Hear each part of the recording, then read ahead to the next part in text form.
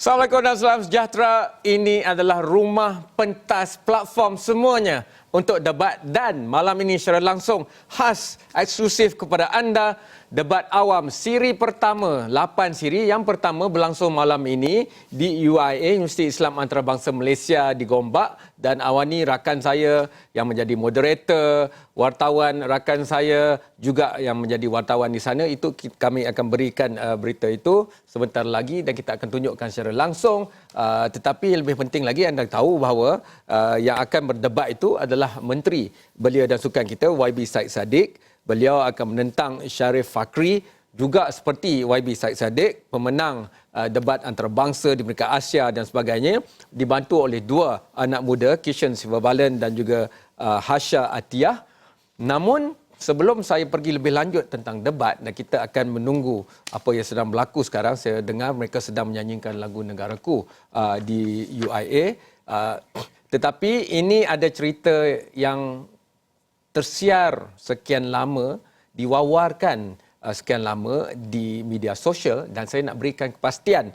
Berita baik kepada semua peminat bola sepak, terutamanya Liga Perdana Inggeris. You never walk alone di Astro, dan apa yang anda dengar, anda baca di media sosial, inilah yang pastinya.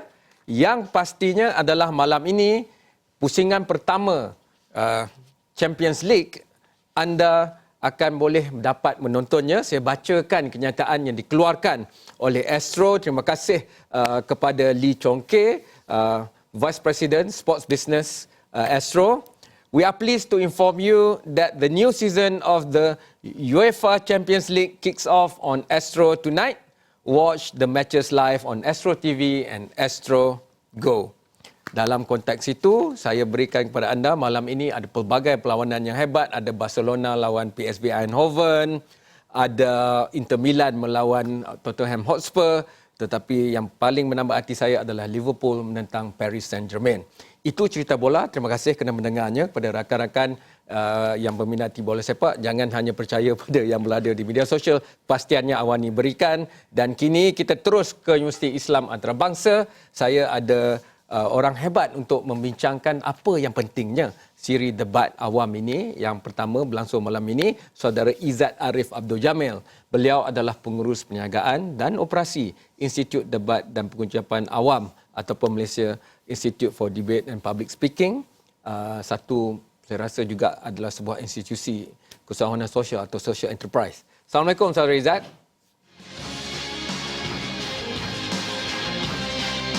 Kejap ya Izzat, saya tak apa boleh dengar tu. Izzat ada muzik kuat dalam studio ni. Okey, Izzat boleh dengar saya? Kamaro di sini? Okey Izzat, saya ingin terus saja. Saya boleh dengar. Okey. Izzat, pemasuhan akta anti berita tidak benar adalah satu kesilapan. Repealing the Anti-Fake News Act is a mistake. Itu adalah tajuk sebentar lagi. Tetapi sebelum kita pergi tengok apakah strategi mereka nak mendebatkan perkara ini, saya nak minta Izzat ceritakan apa signifikan, apa pentingnya kita buat pertama kali dalam Malaysia baru ini ada satu siri debat awam yang dianjurkan bersama oleh Kementerian Belia dan Sukan bersama dengan Universiti Awam ataupun Universiti Islam Antarabangsa ini. Izzat. Saya tak dengar. Boleh ulang? Izzat. Izzat. Sebelum saya pergi ke pemansuhan akta anti berita tidak benar adalah satu kesilapan, tajuk untuk malam ini, saya nak tanya apakah maksud kita ada siri debat awam ini. Yang pertama kita saksikan malam ini, kerjasama di antara KBS, Kementerian Belia dan Sukan, dan juga UIA, kerana ini adalah satu cara tiang Malaysia baru itu dikatakan akan semakin boleh dipastikan. Pandangan Izzat. Pandangan saya, ni memang acara yang bagus dan terbaik lah. Pasal acara ini membawa maksud kita dapat membincangkan dan juga mendebatkan idea dan serta hujahan dengan secara terperinci bagi pembangkang dan juga bagi cadangan bagi topik tersebut. Pasal jarang kita dengar orang berdebat atau berhujah pasal topik seperti ini. Sekarang kita dapat pun tahu apa terperincinya hujahan bagi pecadang dan juga hujahan bagi pembangkang.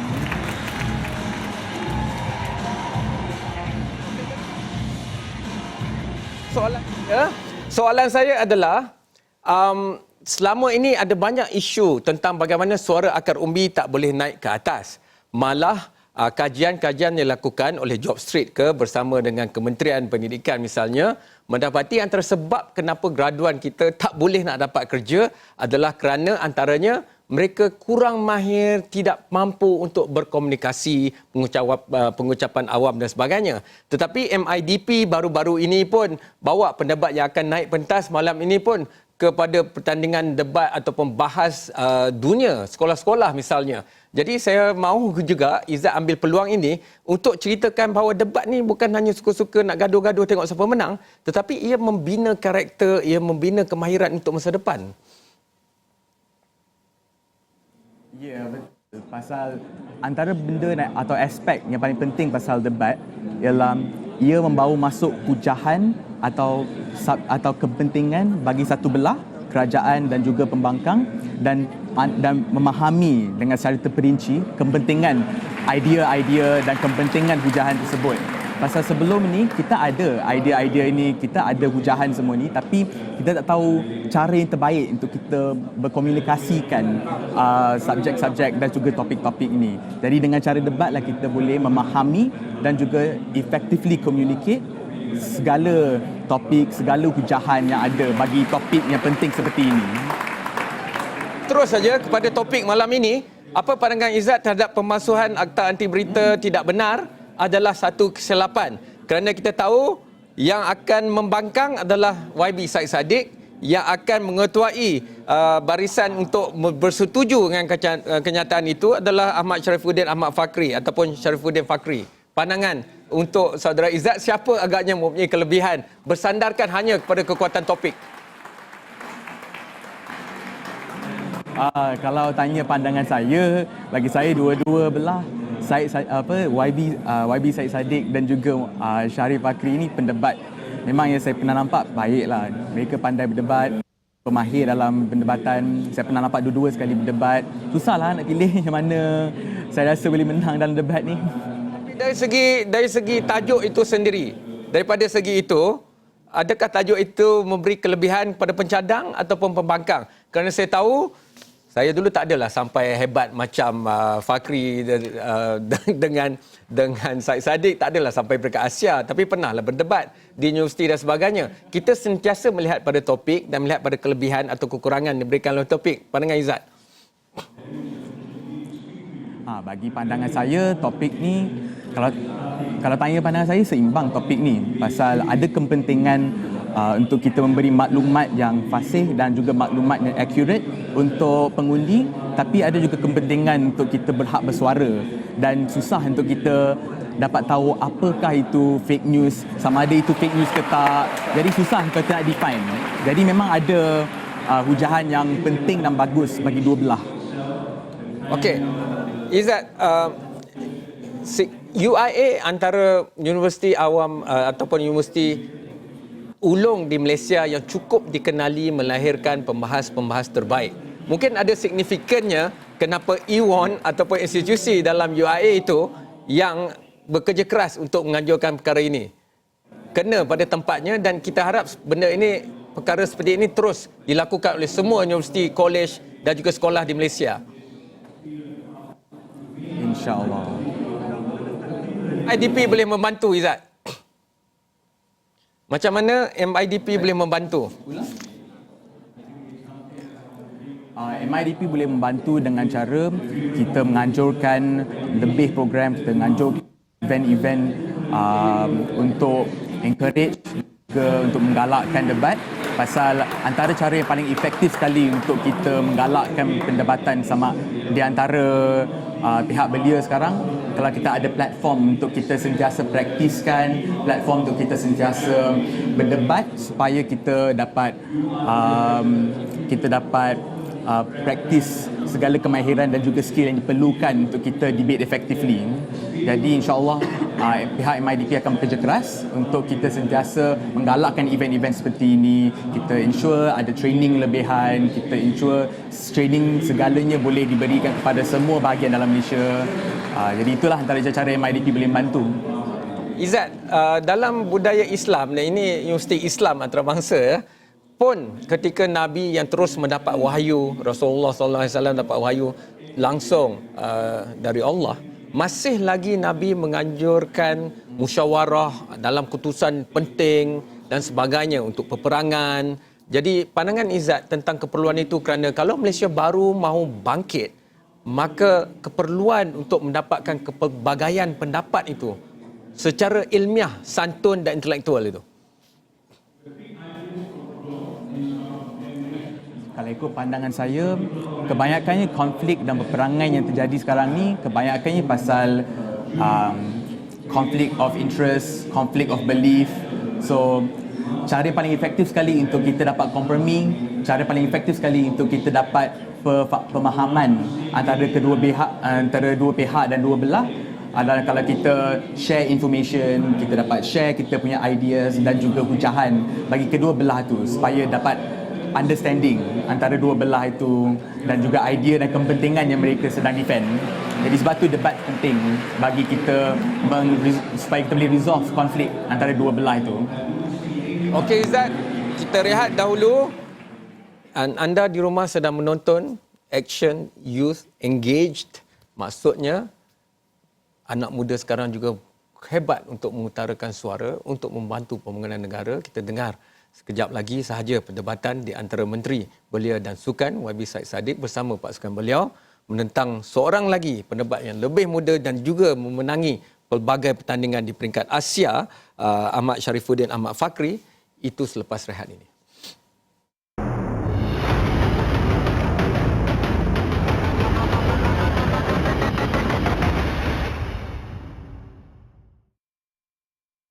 Anda masih menonton satu debat awam, satu siri debat awam malam ini yang pertama yang akan berlangsung sebentar saja lagi di Universiti Islam Antarabangsa Malaysia di Gombak. Rakan saya, Saudara Malik, teruskan berikan apakah yang paling terkini di sana. Dengar begitu hebat dan begitu hangat sekali suasana. Saya pun tak boleh dengar tadi apa Izzat cakap kerana begitu bingitnya di sana. Malik, teruskan.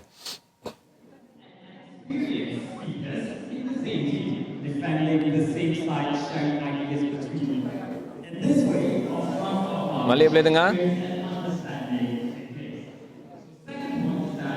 Malik Kamarul di sini, Malik boleh dengar? Saya boleh nampak Malik.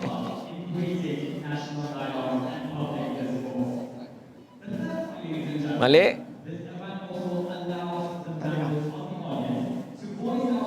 Malik boleh dengar saya? Malik tidak boleh mendengar saya. Malam ni itulah cabaran untuk buat debat ni. Debat penting untuk kita dengar.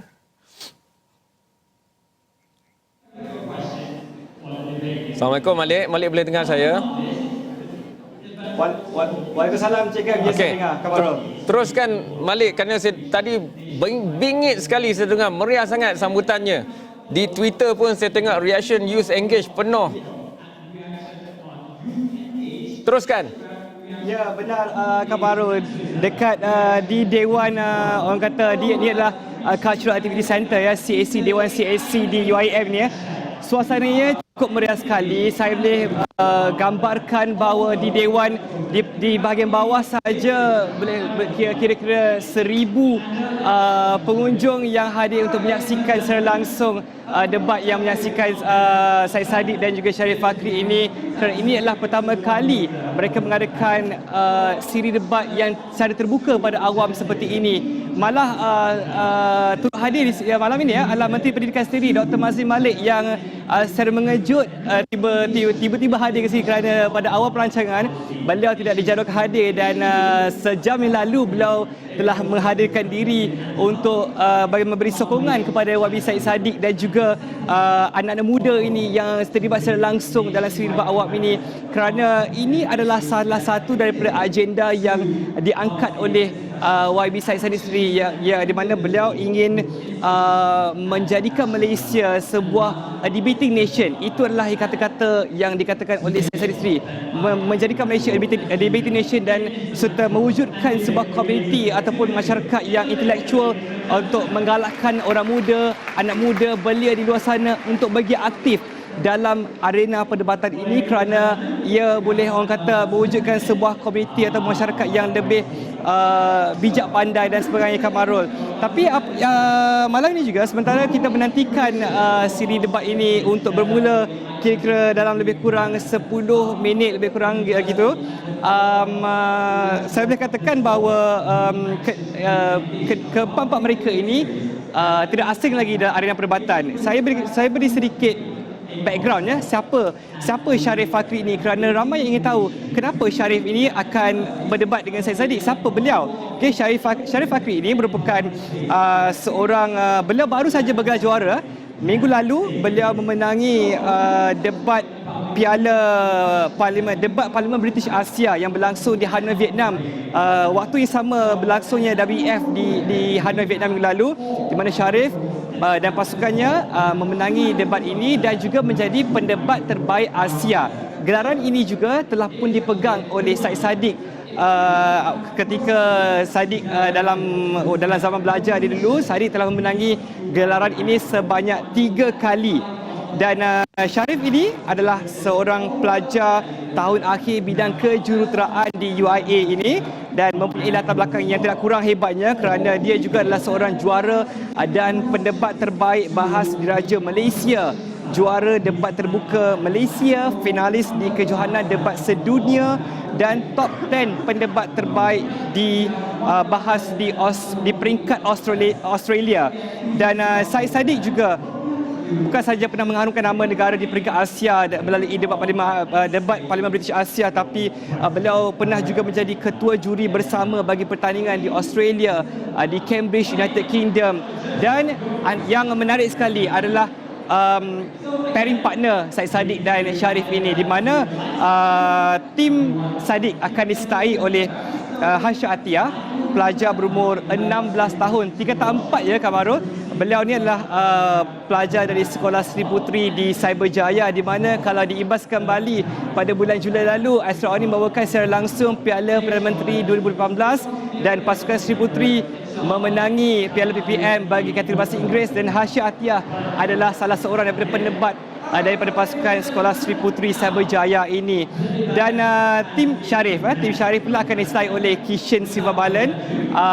Anak muda ini adalah berusia 18 tahun dan dia merupakan pembahas muda terbaik di dunia bagi kategori sekolah menengah, berada di ranking nombor 7, dan dia juga adalah kapten bagi tim Malaysia yang mewakili yang berada di kedudukan pertama di dunia di kejohanan debat sekolah-sekolah sedunia 2018 yang berlangsung di Zagreb di Croatia.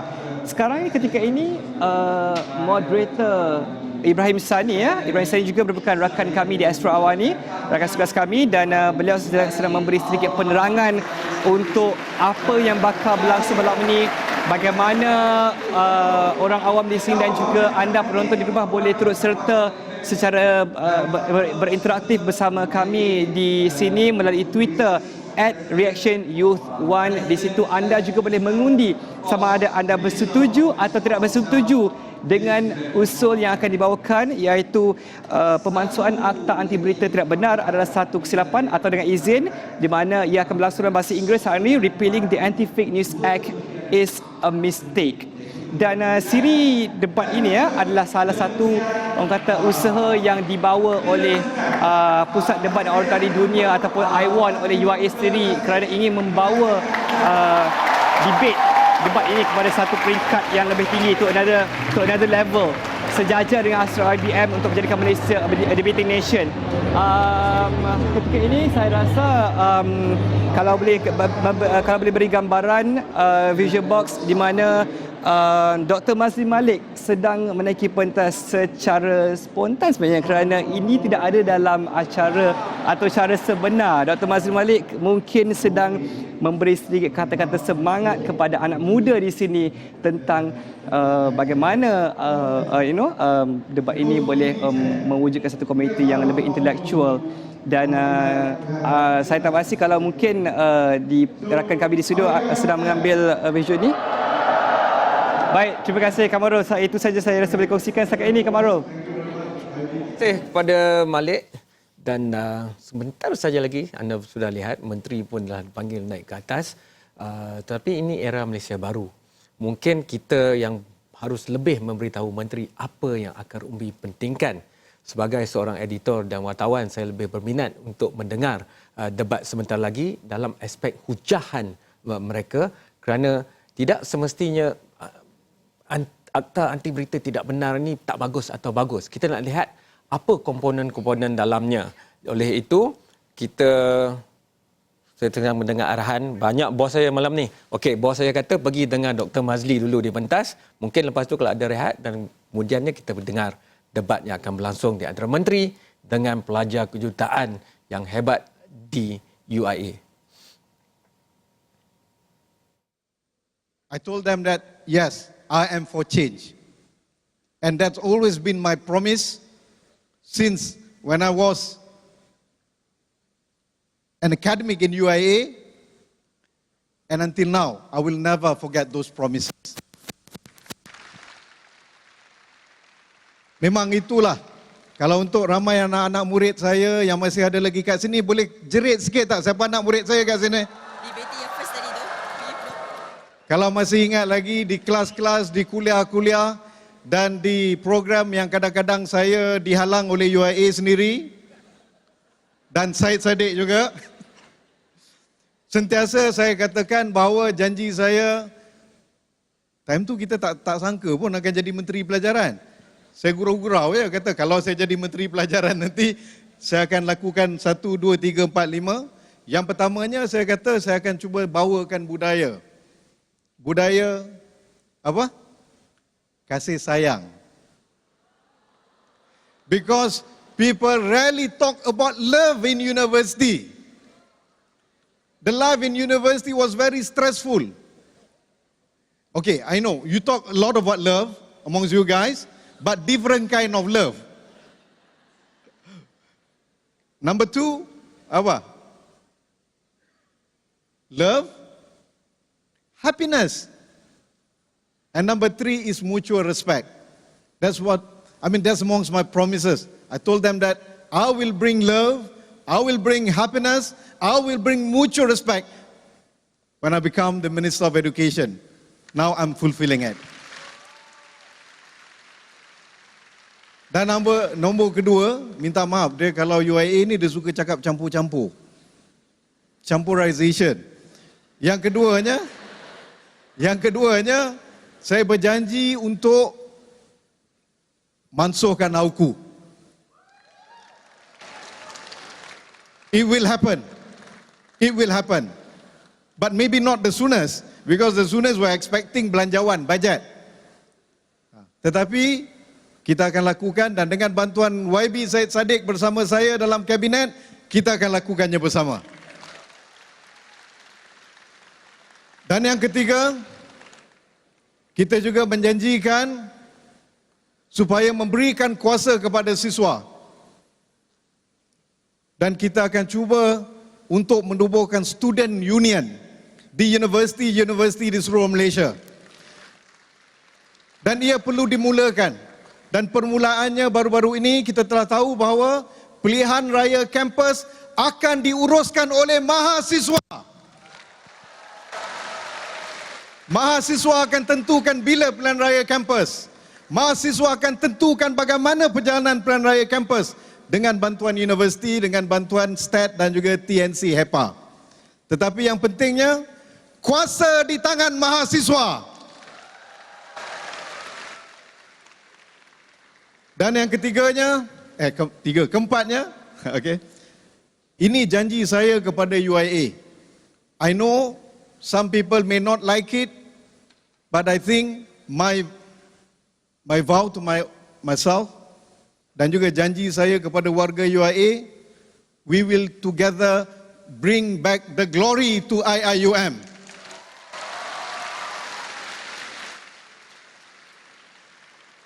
And we will make IIUM the Oxford of Muslim world. We will do that together.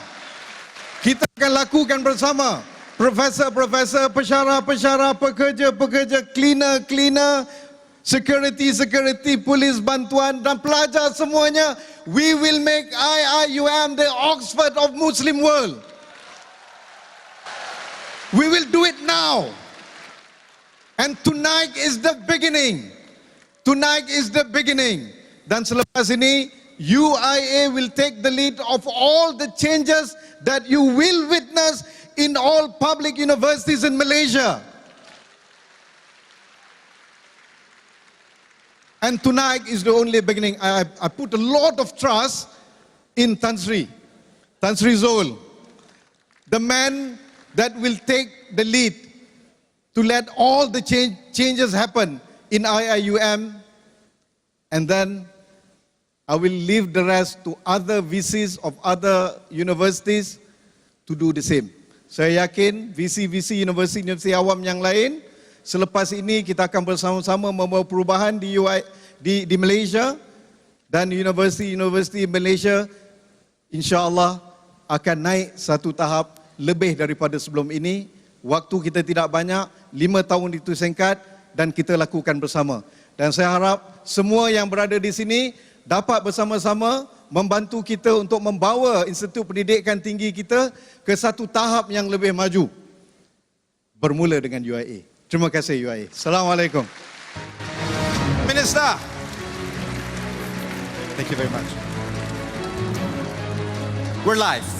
We are now live streaming online, on the web, on our live TV. We are live on 2 stations. The entire country is watching us. What are they particularly watching? This is going to be the first live telecasted IIU varsity-style debate with a little bit of modification.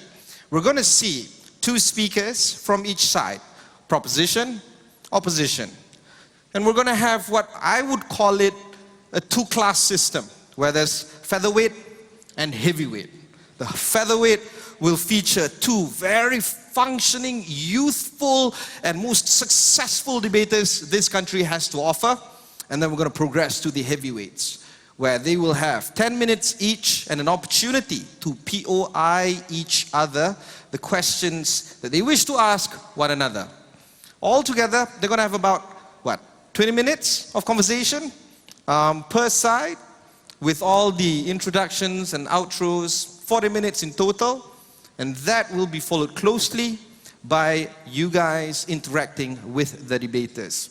The purpose of this debate competition is to get people to get engaged, to get involved, to get into the conversation, not be a pedestrian, not be a passenger, but to join in the conversation.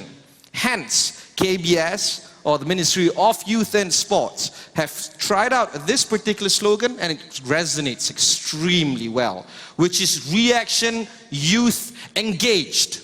And over the past 2 days, folks at Youth Reaction 1, literally that's the handle name, at Youth Reaction 1, have done a post-debate poll.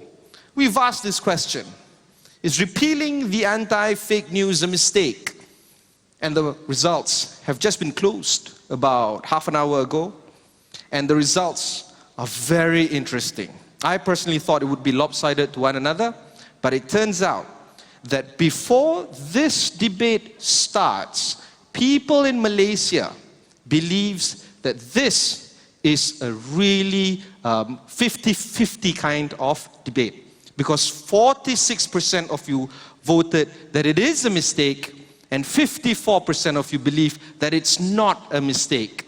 This is just one of the many topics that is going to be discussed in this debate series. And again, a round of applause to UIA for organizing this, a hearty support from KBS and some of our media partners, including that of RTM, and of course, my employer, Astrawani. Before this, Astrawani has been featuring politicians discussing very serious issues about UMNO and the presidency, about PKR and the vice president contest. But this is the first time we're going to be discussing real issues. In fact, these are the issues that will impact everyone, not just in this room, but the entire state of Malaysia. And this is why it's important. The philosophy behind debate is something that we all must embrace. Bak kata pepatah, Menteri Pelajaran, kita cakap bercampur-campur. Maka dengan ini, saya berbesar hati dan berbangga untuk mempersembahkan sidang debat Siri Youth Re-Engage. Reaction Youth, panjang tu. Reaction Youth Engage. Di mana belia-belia serata negara boleh melibatkan diri di dalam debat ini. Dan belia-belia telah pun bersuara sebelum debat ini bermula dengan menyatakan bahawa mereka setuju atau tidak setuju dengan topik ini, iaitu sama ada pemansuhan akta berita tidak benar adalah satu kesilapan.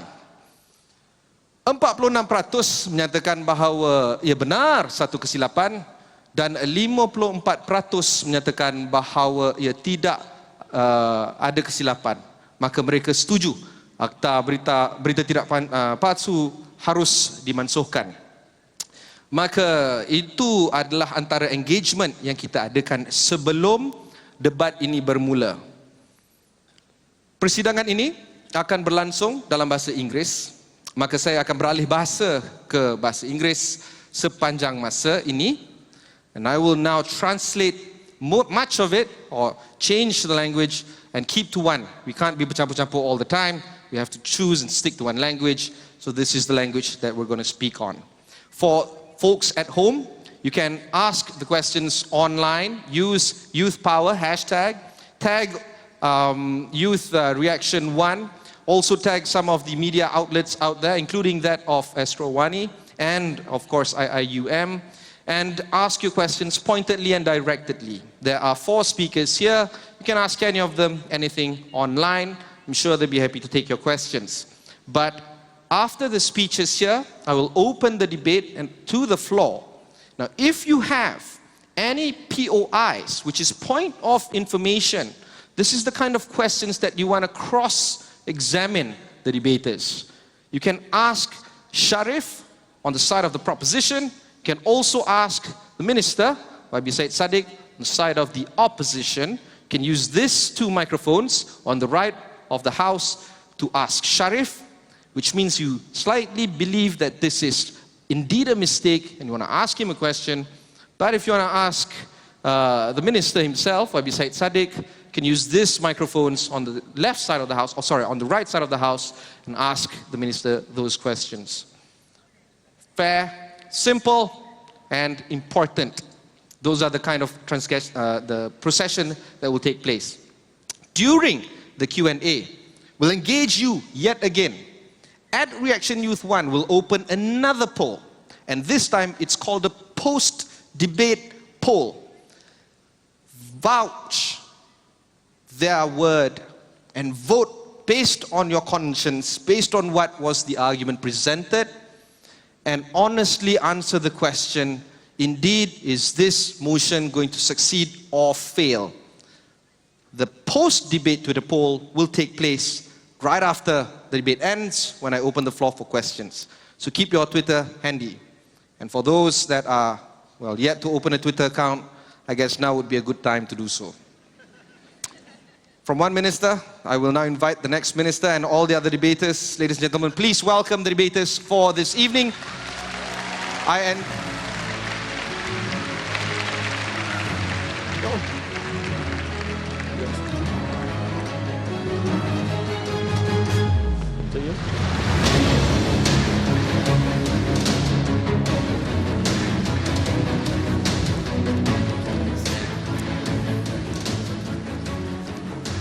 Thank you very much. It's been a while, bro.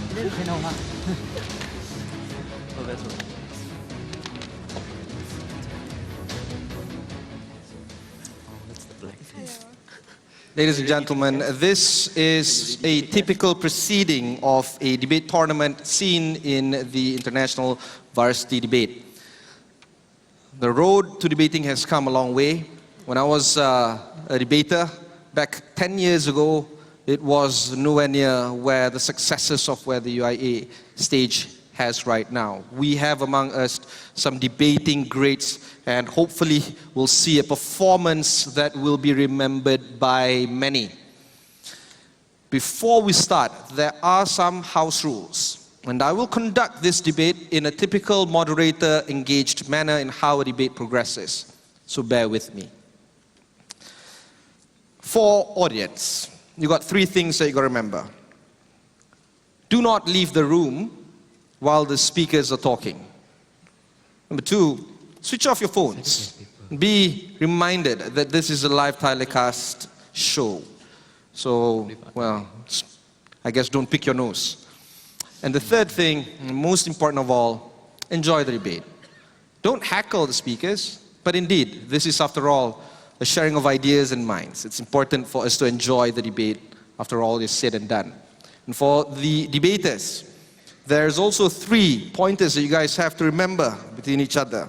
All speakers must treat each other with respect, while good humor, good banter, and is encouraged, wit, and also many other little quirks that is part and parcel of a tactic of a debate is highly encouraged. Do not heckle with one another. I think being the only MP on the stage, you know best in terms of heckling and the effects of it. And the third thing, views expressed, and this is important, amongst the debaters here must not be taken personal. They are views that is expressed in a controlled system, in a controlled manner, and is only applicable to this debate. You should not be used against them in terms of the statements being made. And that is the most important lesson that we have to take away from debaters. After all, we just want the best idea to come out of this hall, not to pick fights. We can pick fights in another room. Without further much ado, and I've been cute to start talking about introducing the speakers. Before I invite the first speaker of the proposition, this individual here is one of a very unique speaker. He is indeed the Asian champion and 2-time best speaker of Asia.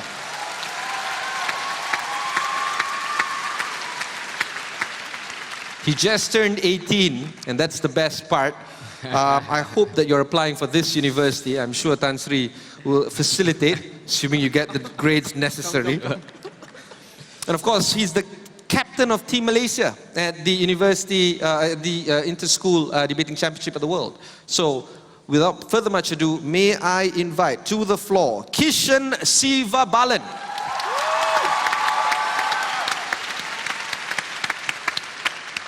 Test. All right, cool.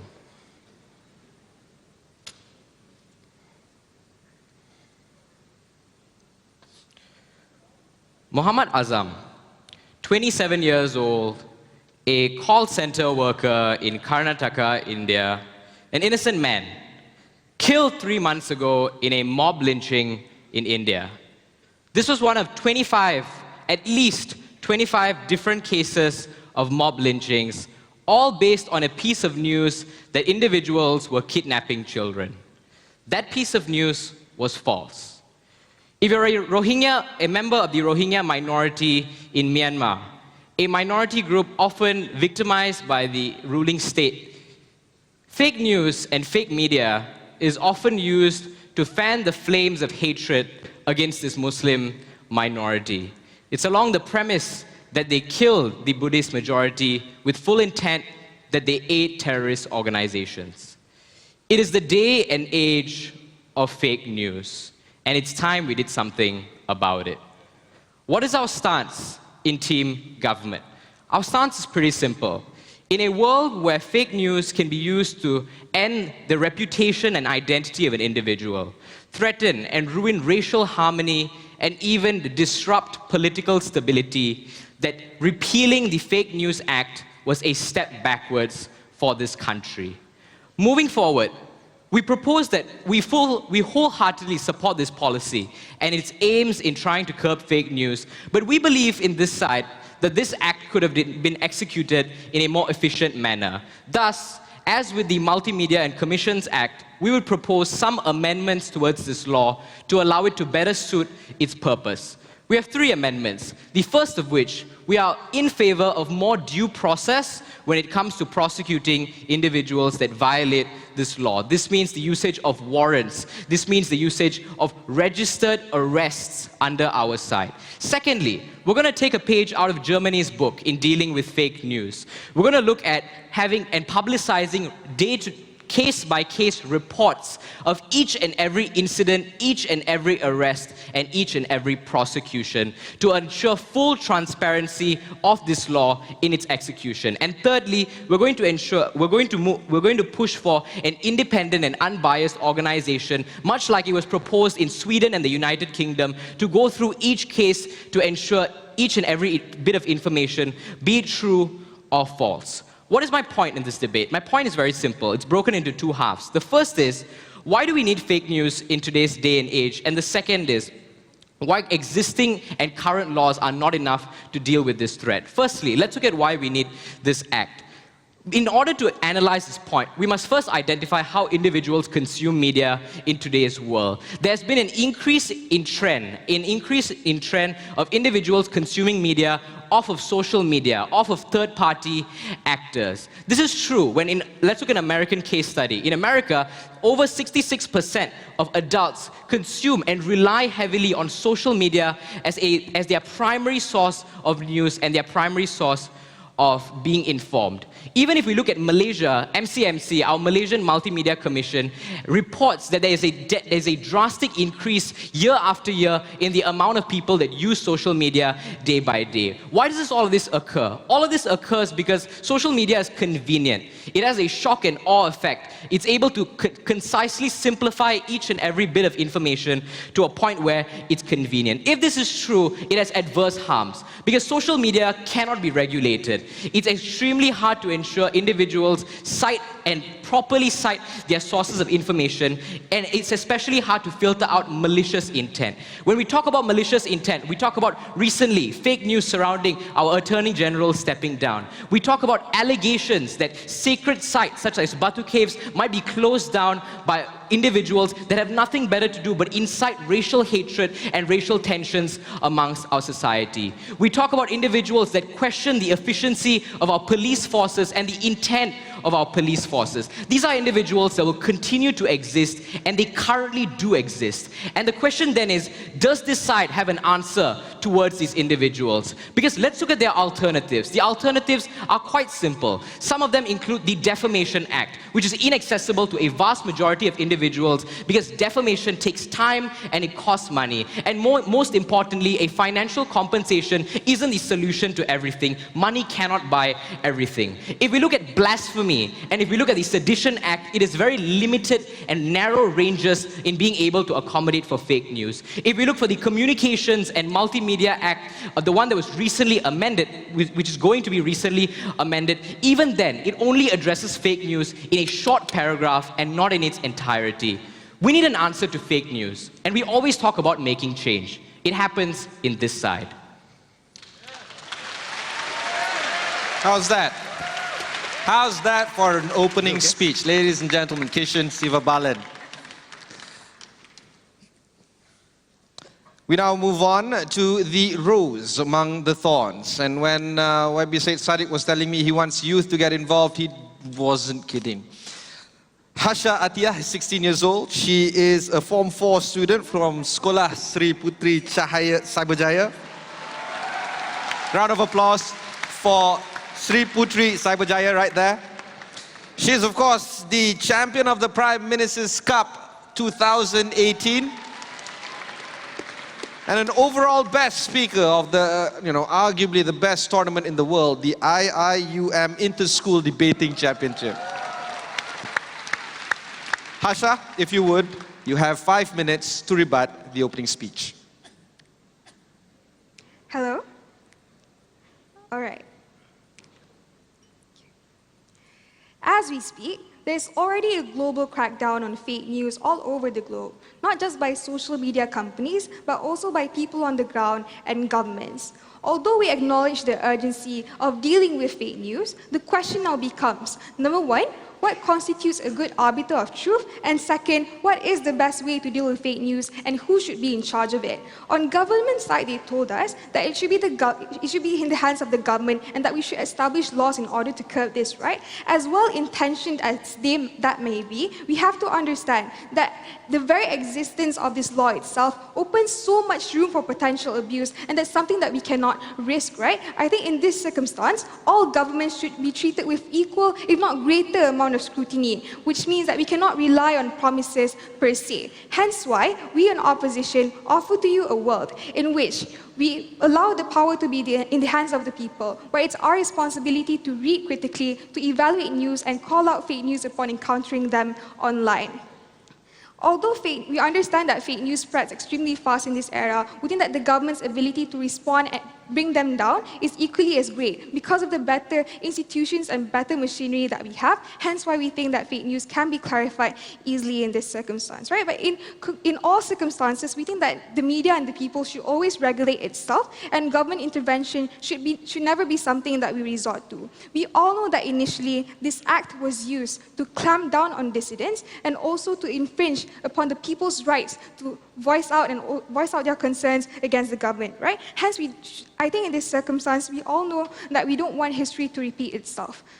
Even if abuse doesn't happen, I'll give you structural reasons as to why it hampers journalism within Malaysia, and that's not something that we condone. So moving on to my first argument, which is how it opens up capacity for abuse. Let's first understand why was this law established in the first place. Number one, understand that this law was created in the few weeks leading up to elections. Number two, it was also done in haste. And lastly, it was done without proper deliberation. What does this signal? Within at its core, this law itself is designed for political interest. It was never about protecting the people, right? Even if there was a council as they proposed, we think that the council will be selected by the government and abuse can still happen either way. Number two, let's look at the precedences in which there was government abuse, right? For example, scandals like 1MDB and Wang Kelian. All of these were labeled fake news, but once the truth was exposed, it was proven otherwise. What does this tell you? Number one, it tells you that what's false now can be true tomorrow. What's false now can be true 2 years down the road. Number two, it also tells you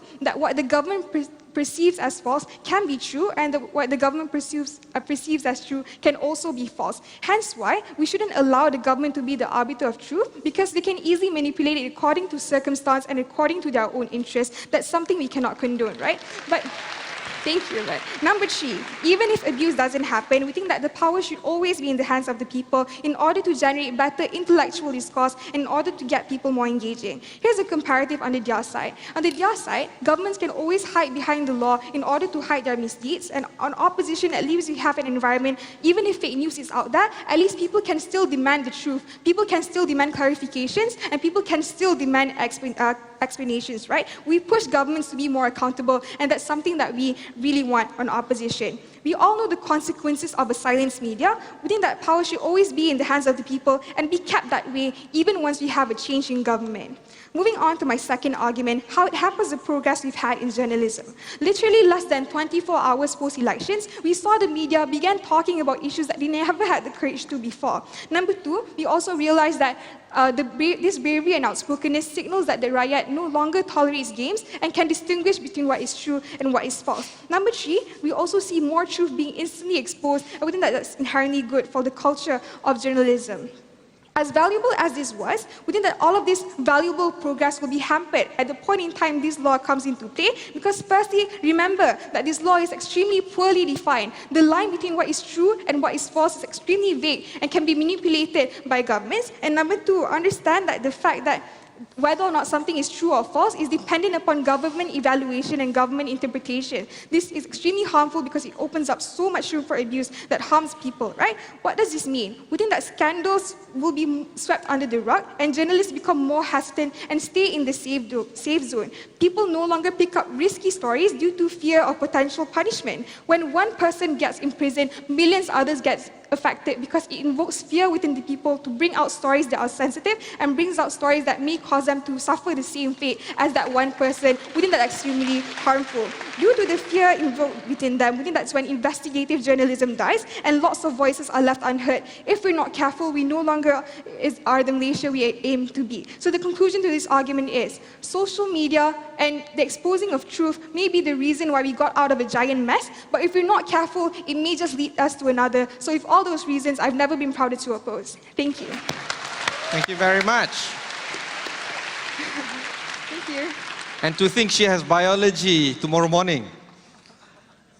The debate has progressed from the light and featherweight class to the heavyweight class, and this is no joke, right? The individual on my right is a very sharp-looking 22-year-old engineering undergrad student of UIAM. I can say this because he's really, really great. It's not that easy breaking at worlds. Breaking at worlds means that you really, really have to be the top 30 or top 32 out of thousands of teams. These individuals on my left and right actually broke worlds. Sharif here has actually broken quarterfinals at worlds. He was the semi-finalist and a top 10 speaker at the Australasian debate. And very, very recently, he was crowned the champion and best speaker at the Asian British Parliamentary Debating Championship. Diadakan. Sharif Fakri, everyone. You have 10 minutes.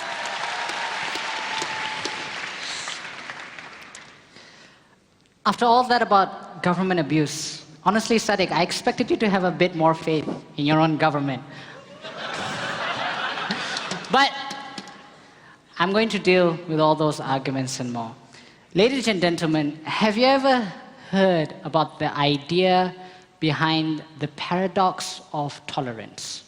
The idea behind the paradox of tolerance is that when a society is limitlessly tolerant to ideas, it eventually becomes seized by those who are intolerant. And the same thing is true about truth. When a society allows anything to be said and everything to be said, eventually the truth becomes overcome by falsehood. We on the side of government do not want to allow truth to become overcome by falsehood. That's what we're standing for today. Ladies and gentlemen, the alternatives proposed under their side are extremely problematic, because when we gave you important reasons as to why fake news can be a matter of life and death, when we gave you examples in Sri Lanka where people were told that Muslims were putting sterilization pills inside of people's and Buddhist food that led to Muslim deaths. And the video is quite bad. It's literally just an edit of a guy asking on one side, did you put sterilization pills? And then a Muslim-looking man saying, yes, we put. That is literally what passes for news these days. Unfortunately, your side of free market discourse and a lack of government intervention is what killed this man. And unfortunately, you're going to have to defend on your side what you're going to do about it, because unfortunately, what's happening right now simply isn't enough. But debate isn't about simply pushing examples, right? I have to be fair towards them. What you have to see is that this isn't a single example, it's a pushing of a pattern where fake news is weaponized right now to push violence towards people who can't defend themselves. It's a continuous pattern where the people who are attempting to sow seeds of misfortune and seeds of division among us attempt to use fake news, and we definitely need some way to fight against it. There's a few things that I'm going to talk about here. I'll take you later, don't worry. Firstly, we'll talk about why it's important in the context of existing bills, and also I want to deal a lot with the government abuse that happens. The second thing that I want to talk about is this idea behind the free market of ideas, and is it really enough right now? So, first of all, versus existing bills, there aren't really any hate speech laws in Malaysia if you read up. The only hate speech laws that are covered in Malaysia or literally are sedition, which means that you have to go against the government, or defamation. That's a lot of loopholes, because not every fake news is necessarily seditious, or not every fake news necessarily directly harms a single person. It's very difficult for a small Muslim man who doesn't have that much money to come up and be able to sue that person in a civil lawsuit to say that he caused me defamation. In this case, we are the ones that are protecting those who need protection. But furthermore, if you read up on this, what a lot of people say is that this scope of news and the scope of specificity is already covered by the Communication and Multimedia Act of 1998. I've read the Communication and Multimedia Act of 1998. It is one paragraph that says, don't spread fake news. If you're talking about vague news under your side that's been able to become weaponized by the government, I think our amendment that's more specific and rigid about what a definition of fake news is actually leads towards less government abuse. And it's more likely that people won't be able to spread the fake news in such a manner. I think the scope and specificity and the harm that has to be done on the outside with the amendments has to hold. But I will agree with you. I don't think that the law in its current form is perfect. In fact, it's extremely problematic. It was passed in 2 days after debate by a government that lost, I will admit, in order to silence its opposition. But ask yourself this.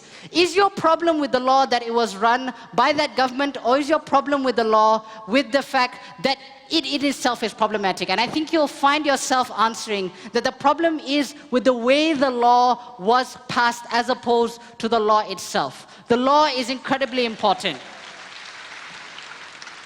But that doesn't change the fact that the government can abuse it. I think there's quite a few reasons why the government won't abuse it under our side. Firstly, you have to recognize that every single law can be abused, right? You coming up here and simply saying that laws can be abused is not an argument.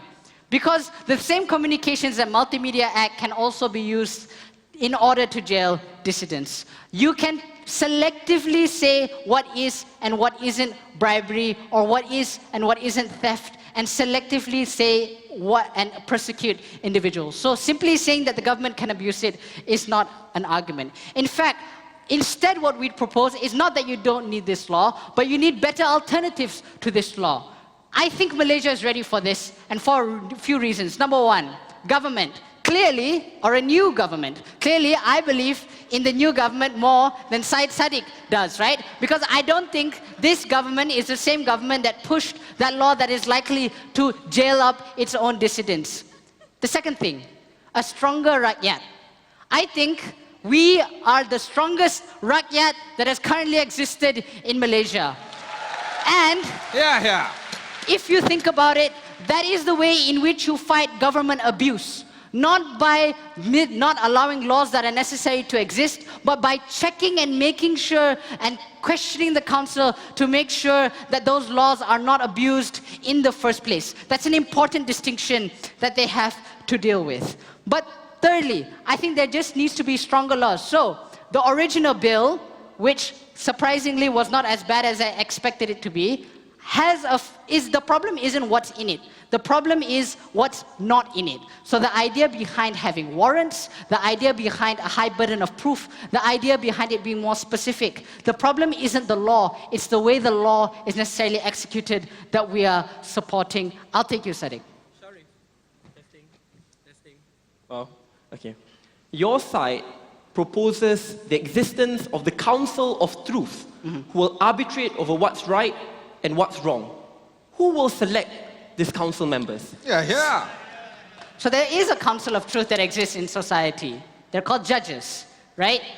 In defamation, when it comes to defamation, libel, slander, the government often, and like even sedition or anything pertaining to public media and free speech, we already have to make a lot of judgment calls about what is truth and what isn't truth. And I think this is simply an extension of that, and simply saying that we can't have arbiters at all is kind of a slippery slope to allow a society to become overcome by falsehood.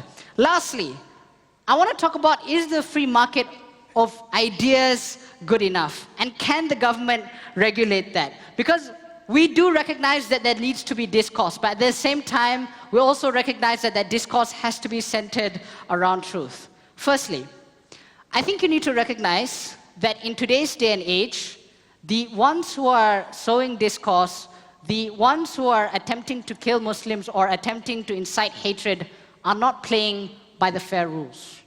They flood social media with dozens and dozens of fake news, and that means that it's literally impossible for you to fight back as a citizen because you simply don't have the time, you don't have the ability to be able to fact-check every single news that occurs in your news feed. They are playing dirty. We need to find a way to fight back. Secondly, you have to understand that a lot of people, when it comes to social media, have begun to accept it as a primary news source. But at the same time, it's not really treated as a primary news source. So the fact of the matter is that you're in a psychological state where you believe that what you're reading is truth, but it's not actually truth, which means anybody can post anything that incites hatred, and that's exactly why we need the fake news. Ladies and gentlemen, I think Malaysia is at a crossroads. Now, the examples that we have been giving are not from Malaysia, but I would say that I don't want Malaysia to ever reach that point where I have to give examples from Malaysia.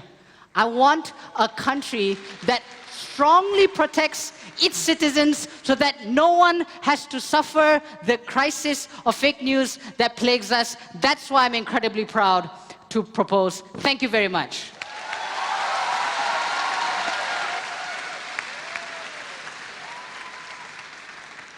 That was one hell of a speech, bro. We have a WhatsApp group for what we call a debating dinosaurs.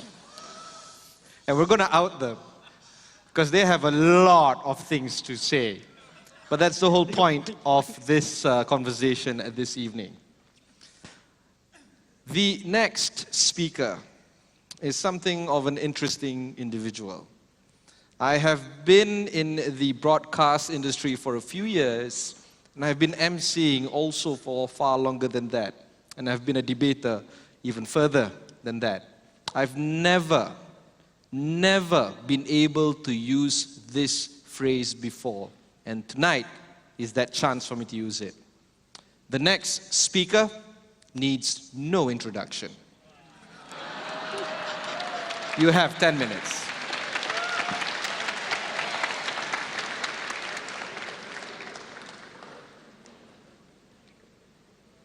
This debate happens in the real world. The context is in Malaysia today. And while Sharif might be highly optimistic of the new government, I always believe that power corrupts, and absolute power corrupts absolutely. When AUKU was first introduced, it was for a very noble reason. It's to ensure that fellow Malays especially went back to classes and focused on their studies, not on politics. But as time passes by, governments change, attitudes change, laws change with it as well, and it has been consistently been abused. It is very ironic that the side which says that we are looking at the empowered rakyat, the Malaysia Baru rakyat, which can differentiate between right and wrong, who can speak up against the government, yet they are the ones who say that this rakyat cannot differentiate between what's right and wrong, between what's disseminated online. I firmly believe, ladies and gentlemen, that even if there are lies spread out there, that all of you in this room will have the power to decipher between what's right and wrong. Because even if it is wrong, and blatantly wrong, the risk of allowing any government to exploit vulnerabilities, partial truths, is a cost which we are never willing to take, even if we are the best government ever. I have two questions to ask in this debate. The first is, why you should never trust a government. It's quite ironic. Second, even if we take propositions, best case scenario, that these are genuine lies, there's not even partial truths or partial lies, genuine lies, why it's still harmful for Malaysian democracy? To the first, let's deal with the model. They said, we want to make amendments. Well, I like to say, even with the best of amendments, the law in and of itself is bad. Let's look at the amendments. 1, they said they will set up a council which will arbitrate between what's right and what's wrong. Why is that bad, ladies and gentlemen? 1, the council is selected and decided by the ruling government. Previously, we set up the MC Council, which decided what is akta sakit hati. Muka Najib Badut, akta sakit hati. The government decides and arbitrates over what's right and what's wrong. What is the comparison on our side? We have greater certainty on what's right and what's wrong. 1, we allow judges to decide in comparison to arbiters of the truth. They are officially setting up the Ministry of the Truth to decide you are right and you are wrong. There are no half-truths in between. You will be taken action and one isn't. So I believe it's much better on our side. The second, I also believe it's much better to allow citizenry, the people on the ground, to make that decision. Because all the points mentioned by my teammate were not engaged. What's false today can be true 10 years down the road. They use flimsy examples from India and Sri Lanka. I like to believe Malaysia is not like India and Sri Lanka. We've never had the Anti-Fake News Act. We've never had killings like that. Up until 1969, we've never had it before. What is the Malaysian context here today? The Malaysian context is the Wang Kalian murder scandal, where hundreds of people were murdered, human trafficking, while it was not true 2 years ago, but because of investigative journalists from NST who were passionate in pursuing the truth, 2 years after, what's false before became the truth today. How does their policy disrupt investigative journalists and the media from reporting it? Because the media, even if they post about even if they post about something which is uncertain, they will be taken action upon. That's why Malaysia Kini objected to it. That's why even the Star objected to it. Because they know that in the end, the truth is inherently subjective. And if they want to talk about people dying, they give international examples, I give Malaysian examples which happen within Malaysia itself. 2, the ones who arbitrate over the truth is often the government. Especially when government can exert pressure over what's right and wrong. Let's look at what happened in the last 2 parliamentary sittings. The government stated that what is not authorized news on 1MDB is considered as fake news. And the council, which is appointed and selected by the government, takes cues from the minister who said that. Especially when we're dealing with something which is very subjective. For an example, a partial truth, where I might say that corruption happens and the person steals the money, but instead of the person stealing 1 billion, I said 500 million.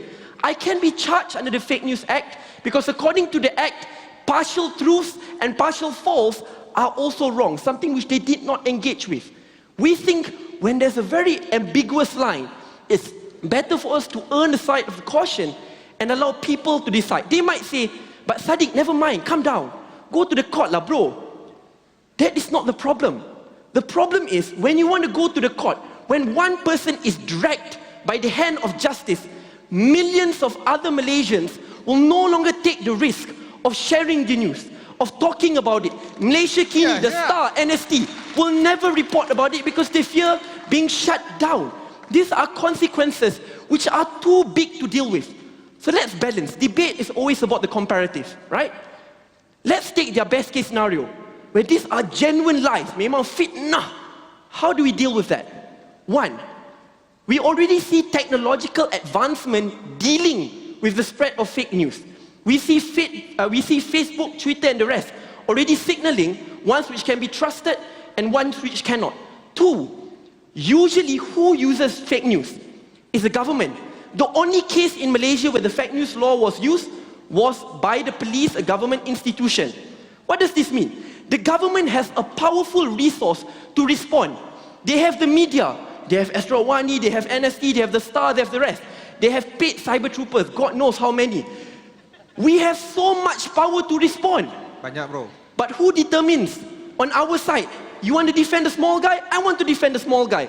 The whistleblower who doesn't have government institutions, who do not have the funding and network. What about them? When the truth is decided by the government, these are the people who will be suppressing the most. And while you say, trust the government, trust the government, trust the government, I don't. Because I believe that the success of the law should stand on its own footing. The law should not be determined on who governs or who is elected, because that is the tyranny of a democracy. This might be a good government, but in 5 to 10 years' time, we might change. I might be the Najib Razak, Nauzubillah bin Zalik. Things can change. Power corrupts. An ambiguous law, ladies and gentlemen, can be abused when governments change. Never take the risk. That's why I believe the people are the best arbiters in determining the truth. Yes.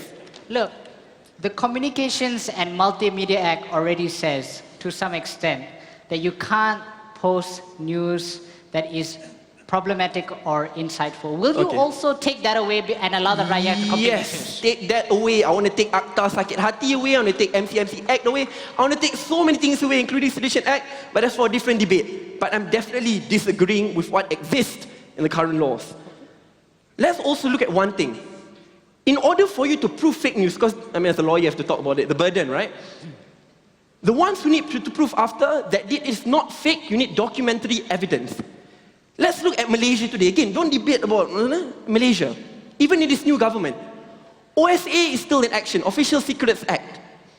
You know, previously, last year only, the allegation which states that Shafi Abdullah was paid by PM Najib 9.5 million.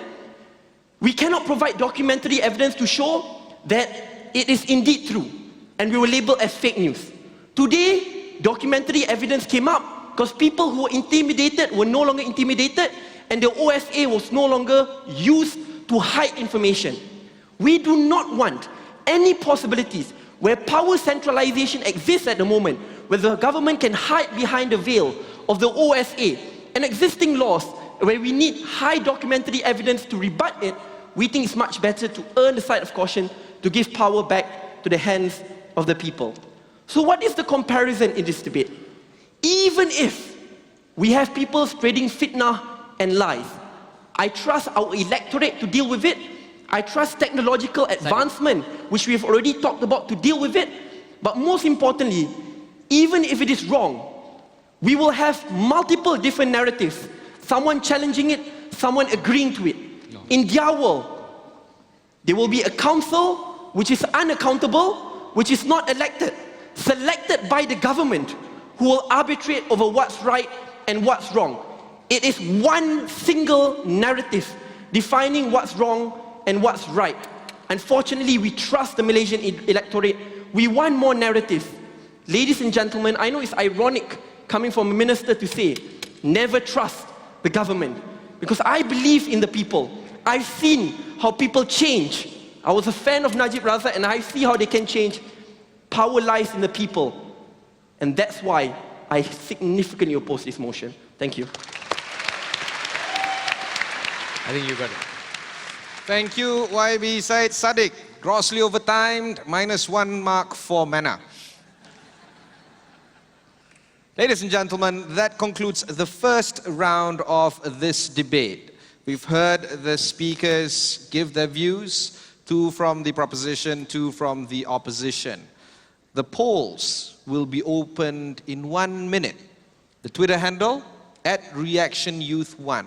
Vote based on what you saw in this debate, based on the 4 speakers that was given for the past 40 minutes. Do not vote based on what you think it should be, but decide amongst yourselves, and on your own for that matter, how the debate won. At the end of the day, the team that won will get their own hashtag. Either hashtag Sharif, Team Sharif, or hashtag Team Said Sadiq. The floor will be opened very soon, and we're going to progress into round 2. Remember, this is a reaction, youth engaged, and we want the youth in this room to get engaged. There are 4 microphones in this hall, 2 on my right, 2 on my left. If you want to ask Team Sharif some questions, you may do so. Line up on this side. If you want to ask the opposition, Team YB Said Sadiq, you can ask on this microphone. The floor is now opened. May I have the first question that will be directed to Team Proposition? You have 30 seconds to ask. Hi, my name is Uma and I'm a first-year student at IIUM. I have a question directed to the government team.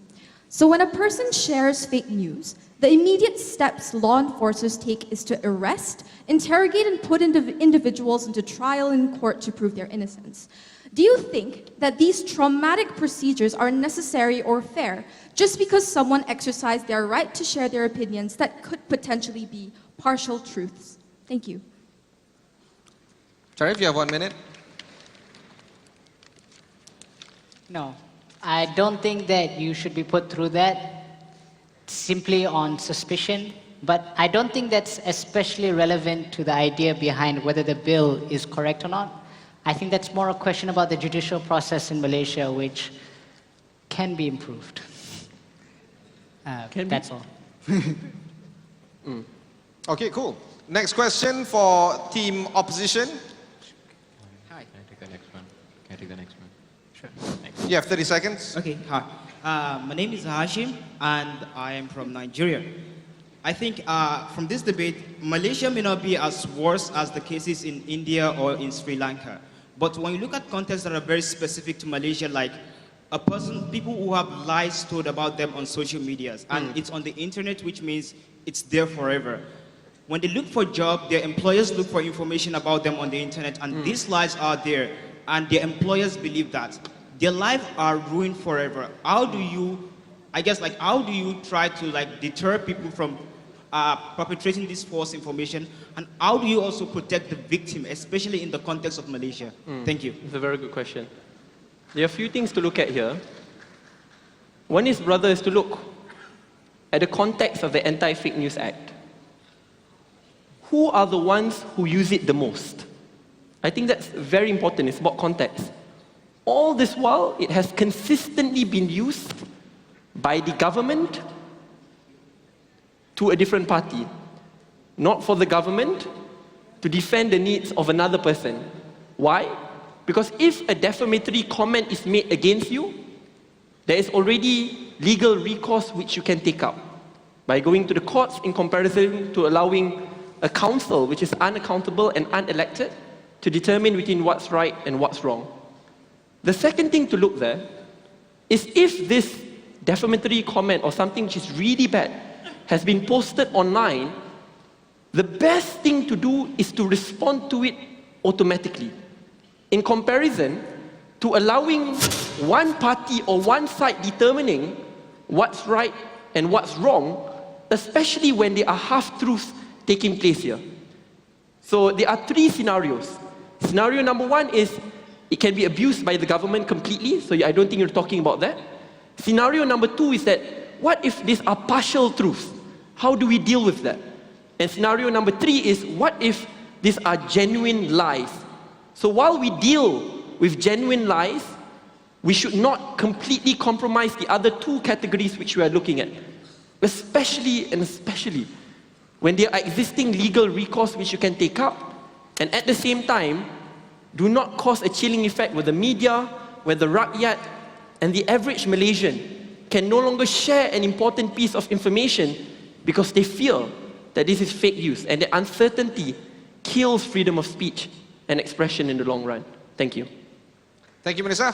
Next question will be targeted to Kishan on side opposition. Maybe somebody from up there. There you go. Hi. My name is Irtaza. I'm from Pakistan, and this question is for Brother Sharif. Hey, itu dia. Debater juga ni. Okay. I don't know what he's talking about. Anyways. Well rehearsed. Okay. Anyways, my question is, as rightly pointed out by the opposition, saying that the government has changed isn't really enough. So my question is, even though, say the government does not abuse this in the next 1 or 2 years, but the fact that there is a possibility for abuse similar to the Sedition Act does mean that we are in some danger. Wouldn't the safest future for the public be limiting the metrics through which the government can possibly abuse us at some point?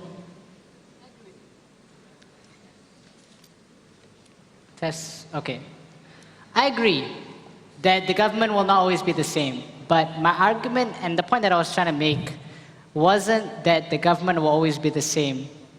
The point that I'm trying to make is that every single law, if you think about it, can be abused.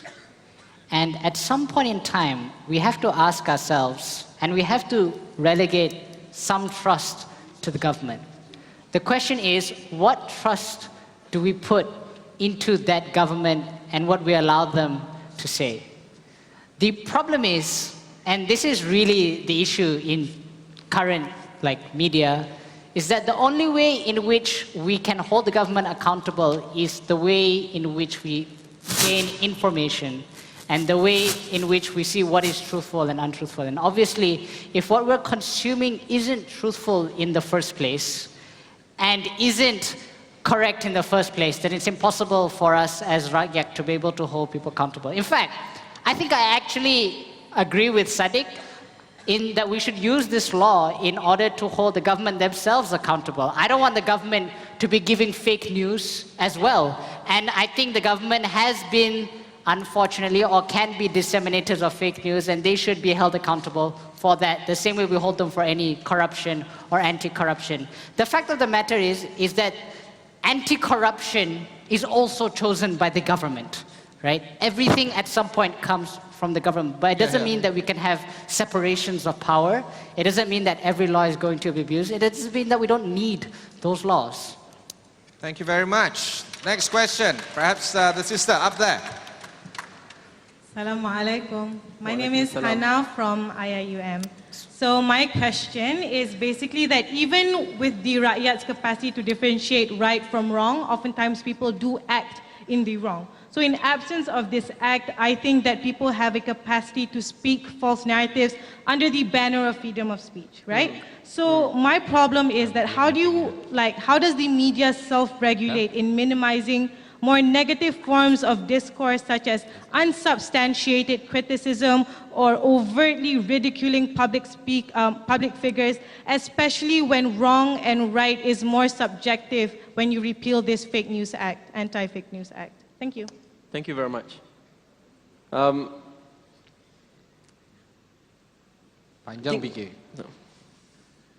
think especially when you are in public office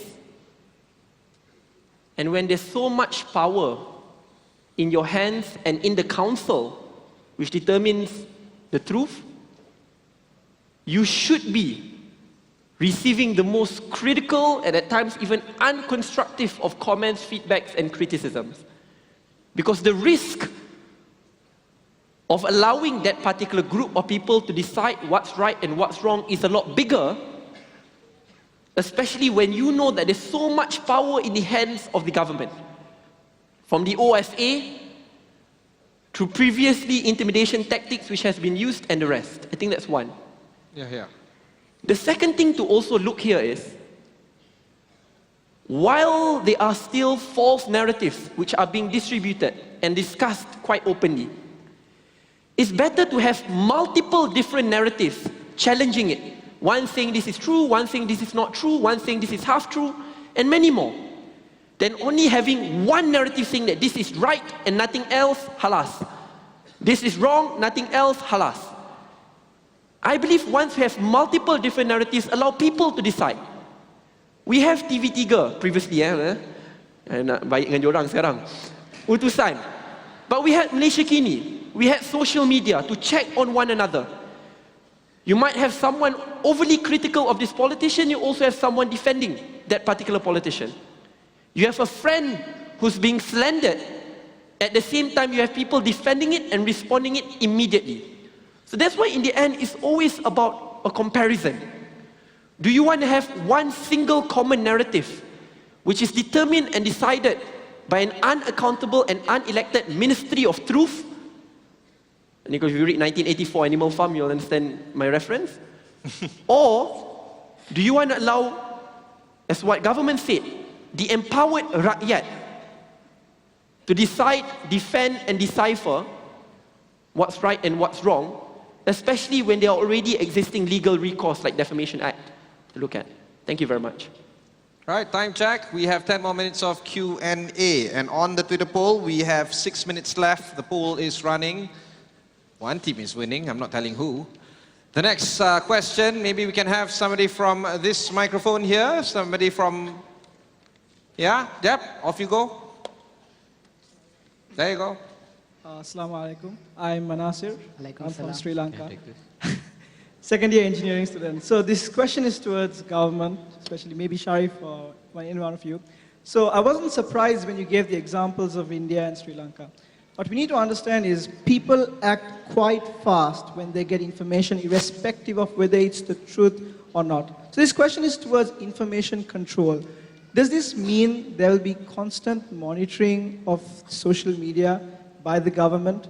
Because anytime news can come out, and people do act fast because it's always based on sentiments. So does that mean there'll be a constant monitoring of information? So we'll be like prisoners to the government like China or something like that?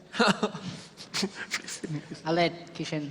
Yeah, I'll take this one. I think there are many responses to this. First is, there have been many algorithms in order to try to reduce fake news, as has been pointed out by YB Sadiq. In this, companies like Facebook, they try to weed out media that is fake and false to avoid people acting on instinct. So Facebook's new algorithm was to deprioritize business-based content and to push forward more personal-based content.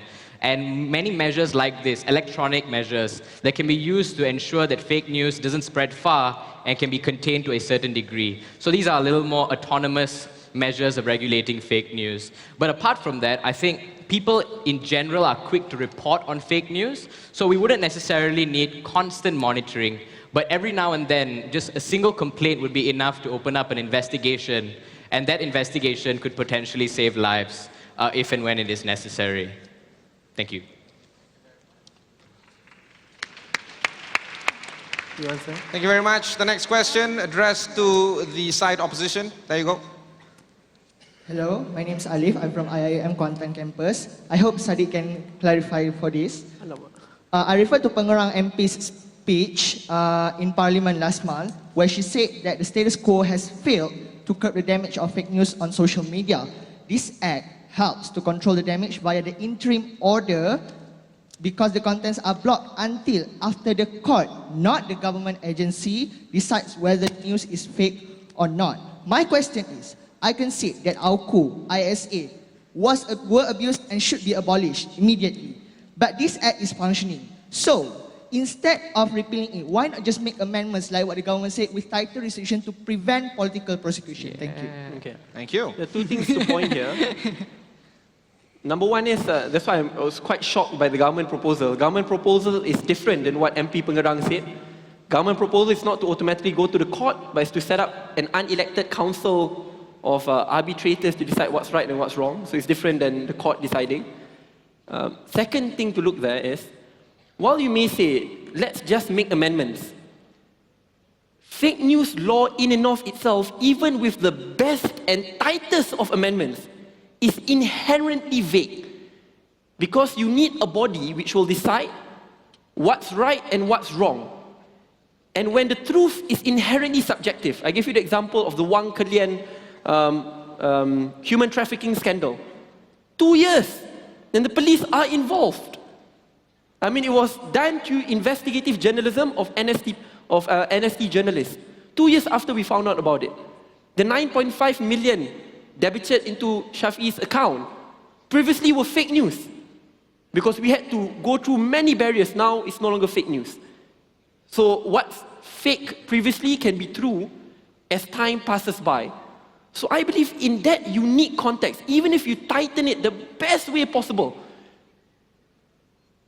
it's still, the room for abuse is too big because determining the truth is a huge issue.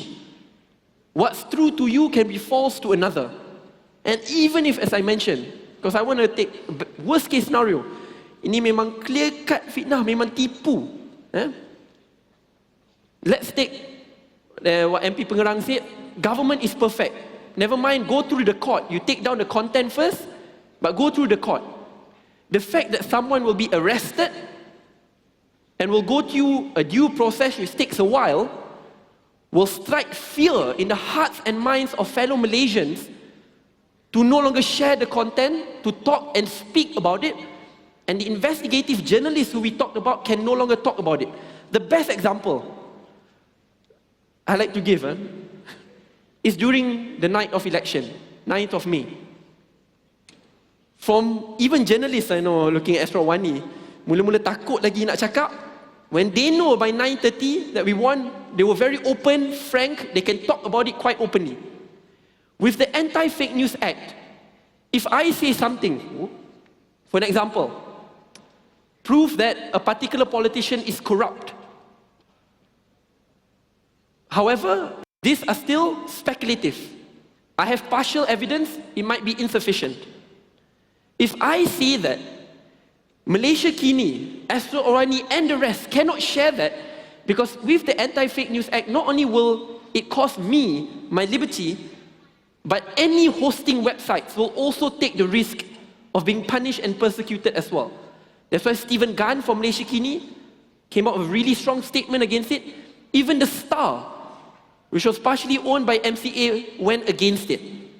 I think that's telling that when it comes to highly subjective matters, especially on investigative journalism, the Watergate scandal took a while for you to collect the documentary evidence.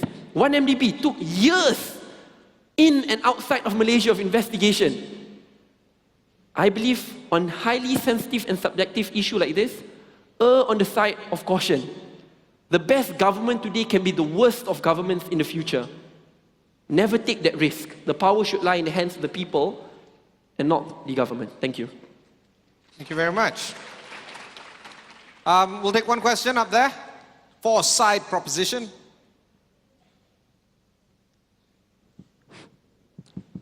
Yep, off you go. Assalamualaikum, good evening. My name is Shah.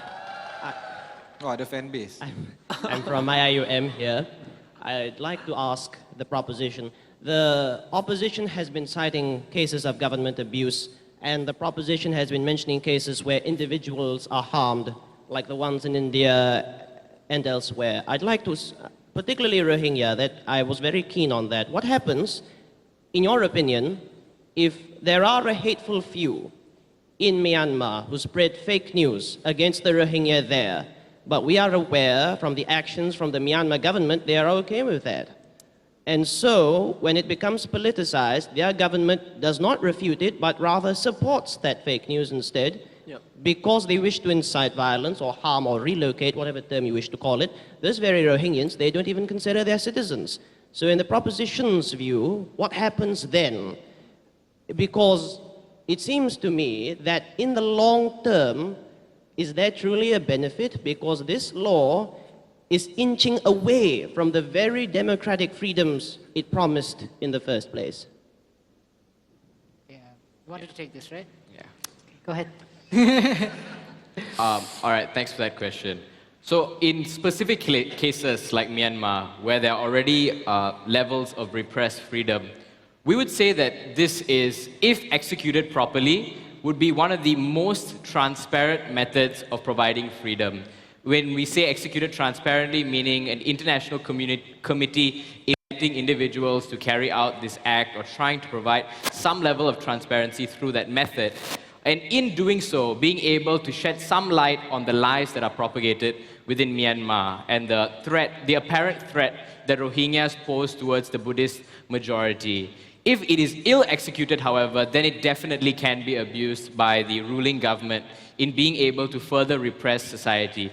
But an action right now, and any action right now, is definitely better than allowing us to continue to be silent. Because each day that we continue to be silent, especially in repressive states, more and more individuals are convinced that their history was a lie, that it was false, and none of these instances ever really occurred.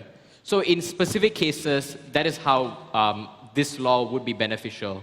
But it must be executed properly, and I'd like to stress on that. Thank you. Thank you very much.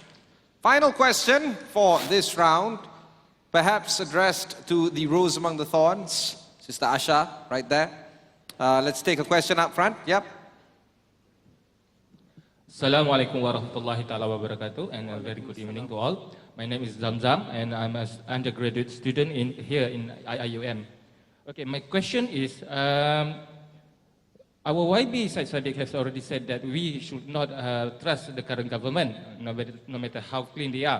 But my question is, does the current government think that us, the citizens, too shallow not to vote you guys out if you start to change into what you guys term as BN 2.0 and started misusing the laws? And secondly, is the current government have so little confidence on the judicial system and your own effort to reform it to be free from administrative interference? All right. That's my questions. Thank you very much. There's a two-parter here. You can each take one, or Hasha, you can handle both. You have a go at it, yeah. Add on it. Yeah, sure. All right, so I think we have to acknowledge the fact that it's a very time-sensitive issue. It's about individuals. They will be the ones who suffer the consequences, and we can't just wait like 5 years and simply think that it's going to go just away like that. I think we have to acknowledge the sufferings that the people go through at the point in time they are wrongly accused or wrongly convicted. Hence, we don't think centralization of power is good in this circumstance. Would you like to add anything? That's brilliant, but I didn't think about that. It's a brilliant point. I think the other part to it, it's like it's government, so this is like I have to answer as a minister. First thing first, while you might say that it will take 5 years to vote us out, the damage has been done there, and the time taken to recover from the damage we can do amazing things, because people the absence of it. There are multiple other reasons. The second part to also look here is the trust of the judiciary is definitely there. But that's why I say, so I'm slightly shocked again by the proposal by the government, which I understand where they're coming from. It's not the judiciary determining the arbiters of fake news. It's the council. But secondly, let's take best case scenario, right? Let's take the judiciary is the one who arbitrates over it. As we said before, even in the best case scenario, the most amazing government, most amazing judiciary, the point in which you take a person in, arrest the person, drags him to the court, and put him on trial, others who might want to bring up other cases of corruption, abuse of power, will fear it because the due process itself, which leads to arrest and a long trial, will disincentivize people from sharing, speaking up, talking about an issue. Let's be honest with ourselves. Let's not debate. Again, usually debaters, we always debate in fantasy land. We think this is a debate fantasy, a democratic fantasy land, everything is perfect. But in the real world, all of you here who share, retweet, read news, do you really know 100% certainty that that is right? You'll have that doubt. But sharing it, talking about it in open, having dialogues and discussion with your friends is much better than you allowing a government or an unelected council to decide what's right and what's wrong, and your ability to share and express your right to freedom of speech will be stripped away because fear seeps into your heart and mind, something which hurts democracy in the long run. Thank you. Thank you very much. That concludes round 2 of this debate progression. I am terribly sorry for those who are still lining up to ask questions. The floor is now closed.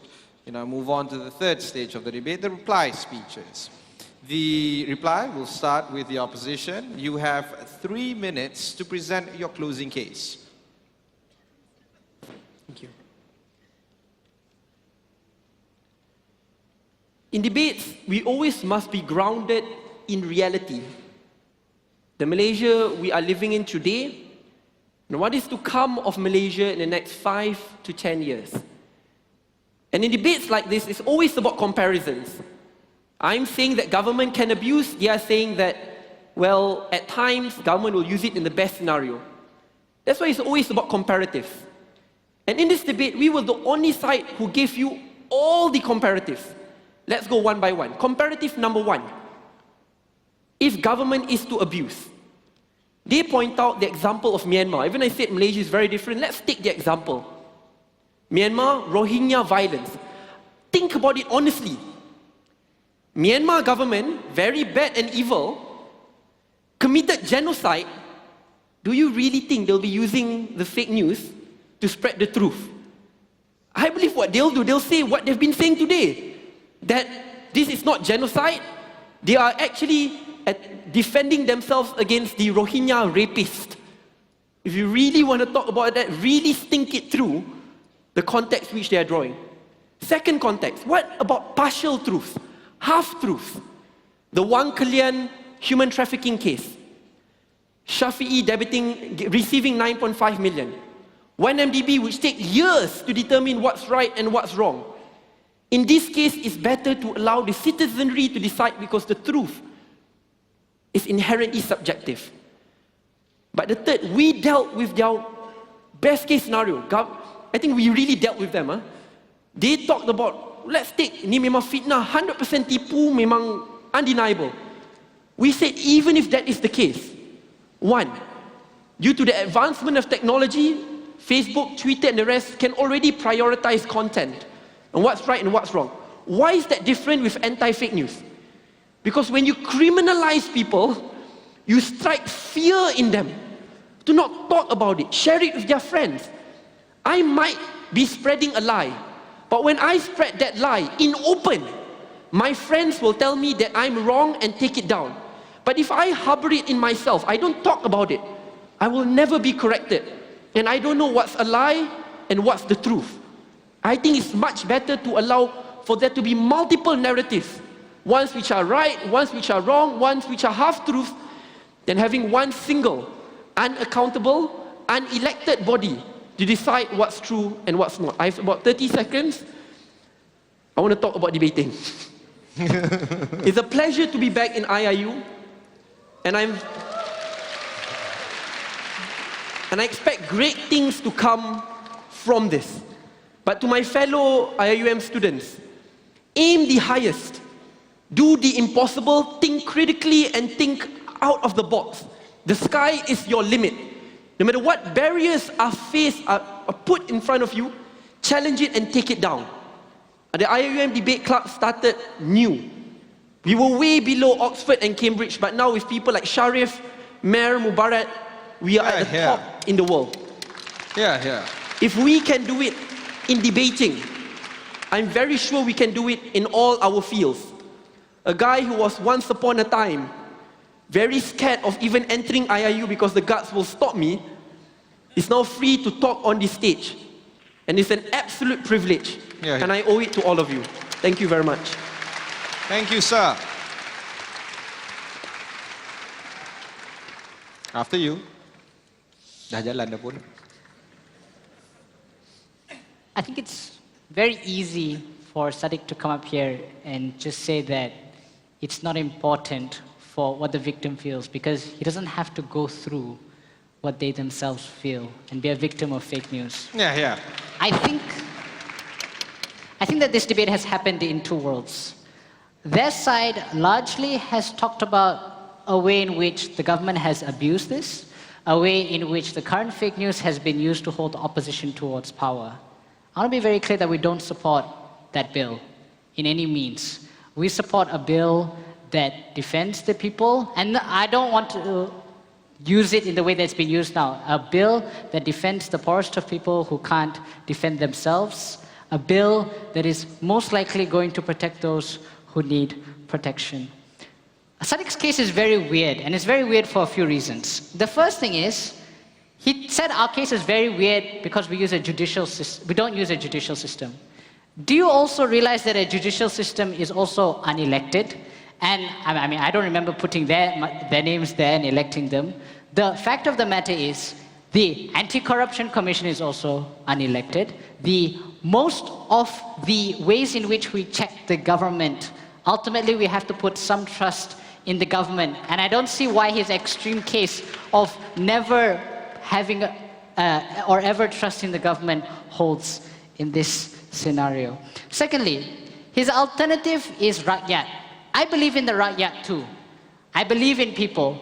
But he also wasn't cognizant of the fact that for people to be able to disseminate truth, they need to know what is truth in the first place. Again, he's very misrepresenting about what's going on here. It's not about a single ministry of truth. Because, guys, criticism is not fake news, as he keeps saying. What we're saying is that there can be multiple discourses of truth. And all of those have to be true. That is all. There can be multiple news. Yes, I support NST. I support all these different newspapers. But they all have to be true. Because the fact of the matter is, if you are telling the truth, I don't think you should have anything to fear. Laws can only exist in a world where those specific abuses, or there aren't specific checks for those abuses to happen. And the solution isn't not to have any laws, because all laws can be abused. The solution is to make sure that the checks on those laws are strong enough. I have 5 seconds left. I have 2 things to say. Number 1, join the IUM debating community. Yeah. 10 points. And number 2, as an engineering student, please give more money towards engineering. We need more stuff. Thank you very much for this debate. Ladies and gentlemen, that concludes the debate progression for tonight. It was indeed a pleasure to moderate this event. Again, this is a debate series. This is the first of the many debate series that will take place under the auspices of IIU and KBS. Astro Awani will air all the interviews and the debates that will take place before and after this debate. And I just want to highlight something from the Twitter sphere. Polls were open for just 10 minutes. And about 18,000 people voted. Ladies and gentlemen, the motion falls. This House believes that repealing the anti-fake news is not a mistake. Thank you very much. I would like to invite Shazil to take over the conversation. All right, thank you very much, dear moderator and speakers, for such fruitful debate. I believe by now everyone has a clear picture whether the issue of repealing the Anti-Fake News Act is a huge mistake or an excellent move. Well, ladies and gentlemen, now I would like to call upon the stage the Honorable Professor Tan Sri Datuk Zulkifli bin Abdul Razak, Rector of the International Islamic University Malaysia, to deliver tokens of appreciation to our distinguished moderator and speakers of this evening. Thank you very much, Tan Sri.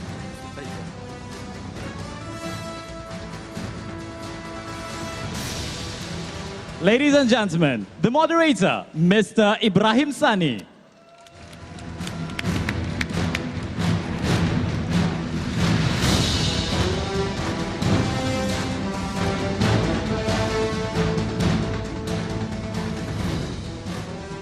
Ladies and gentlemen, the youth speakers, Mr. Kishan Sivabalan. Woo!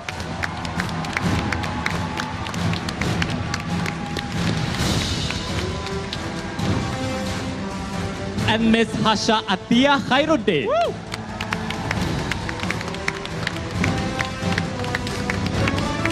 And now the main speakers, Mr. Ahmad Sharifuddin Ahmad Fakri.